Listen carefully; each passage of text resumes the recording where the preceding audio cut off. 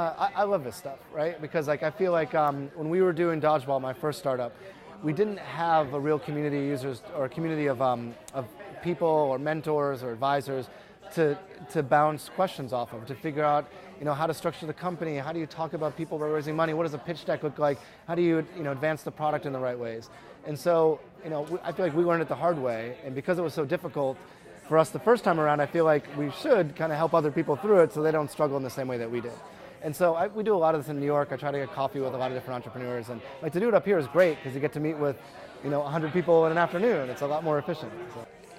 For a lot of the ideas here and a lot of the ideas that people have in general, like when you pitch them to your friends, like, oh, that's crazy. Like, oh, you shouldn't do that on your own. You should just go get another job. Like people have heard that from their parents, they've heard it from their friends. And, sometimes you need just a little bit of positive reinforcement that, yes, maybe if you continue to really follow the things that you're passionate about, that, there might be an opportunity there to, make your own job or make your own opportunities.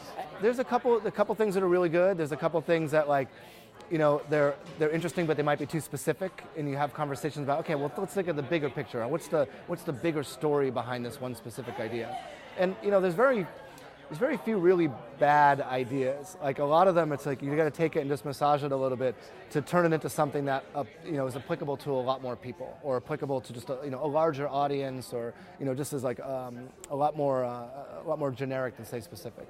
And so people design things that are, to solve very specific problems, but sometimes you take two steps back, you end up solving a lot of problems at once.